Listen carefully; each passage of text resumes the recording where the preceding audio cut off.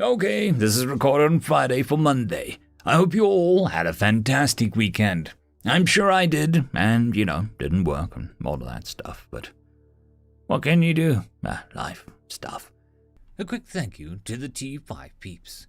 Bob the Dragon, Data Magnet, Cat Crab Lobster, Duck Machine, Try Again 95, Astray the Dreamer, Mesic, Budic Joel, German Chemist, Casper Arnholtz, and Chaos to Mist. Thank you very much. Anyways, on to the story. The Care and Feeding of Humans, Part 12. Humans have the ability to feel 2 or more emotions at once. There is a theory that this means that they have less emotional depth than other species. There is an equally loud group that says this means humans have a greater emotional depth than other species. Direct observation tends to indicate that the first theory is correct, as well as cry about things that they know are fake. See human movies, especially Old Yeller and Bambi. Beings of great emotional depth would save their emotions for real events and beings. W.R.E, Review of Ontological Species Studies, The Guaranteeing of Humans, Tears of a Clown. Published by Glass and Steel, The Care and Feeding of Humans. Translation Engine 3.14159. Zoe swore and passed through the barrier of the remaining tent. Nerif grabbed a weapon and followed her out and then reconsidered her rash action. Outside the tent, sound of storm was horrific, and the rain and the wind that beat against her skin was painful. But what she noticed most was the cold. The wind seemed to pass right through her, not taking the time to go around her body, and Nerif shivered. Zoe didn't seem to notice, only pulling her hair out of her face to pick up the damaged energy node. She turned it over in her hands before standing up and noticing Nerif. "Nerif, what the hell are you doing out here?" Zoe demanded. "Get back inside." "I'm guarding you," Nerif yelled back through the storm. "Come on," Zoe said, and grabbed Nerif's arm and pulled her back into the tent. Nerif had the briefest glimpse of what the tent looked like from outside the energy nodes, a black field of nothingness, before she was inside of the working tent again.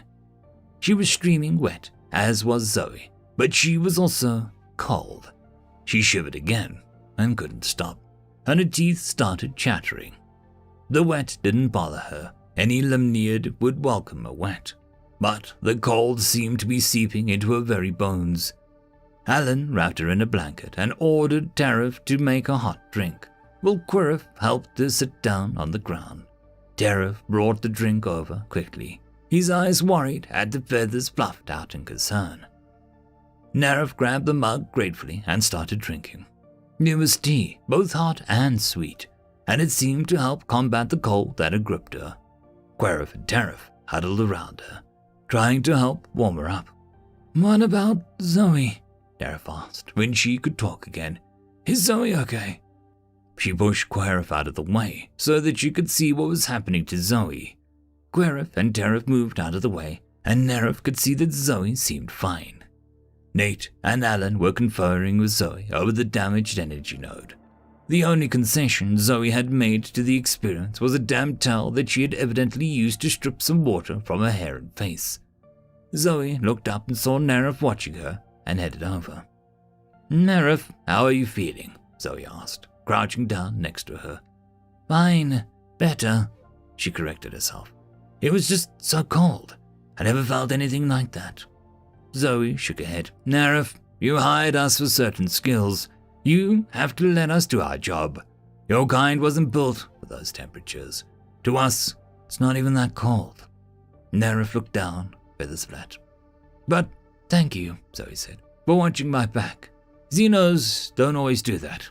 In fact, almost never. So, thank you." And she smiled. Nerif thought back to the details Rarul had given her about Zoe's past missions and opened her mouth to say something, but then closed it again. Maybe this wasn't the best time. "You're welcome," she said finally. "So, about the tent?" Alan looked up from the now opened energy module, multi-tool in hand. "Oh yeah," he said. "It's right. I've never actually seen anything like this." He poked at the guts of the energy node. "It's basically welded to itself, melted. These things are supposed to be tougher than that. They can withstand lightning strikes on Earth, no problem." At his words, everyone looked up at the night sky. The energy field's lights were strong and moved in the fast bolts that came across the dome. The green from the first tent were gone, and now the colors were only blue. Nareth wondered how long this tent would hold. If it went down, she didn't think she and her nesters would be able to survive the cold for long. Okay, Zoe said. Let's pull the remaining nodes, check them for damage, and if they're okay, we'll set up another tent inside this one. I'm already wet, so I'll grab them. Nate, do you have my back? Nate nodded and pulled out his weapon. Always. Nareth watched Zoe walk out through the tent and started picking up the nodes. She couldn't toss them to Nate since the tent force field would prevent them from going in, so she picked up a few at a time and carried them in. Then she'd go back out for more. While Nate guarded Zoe, Alan inspected the nodes that Zoe brought in and directed Querif and Terif to set up another perimeter inside their existing tent.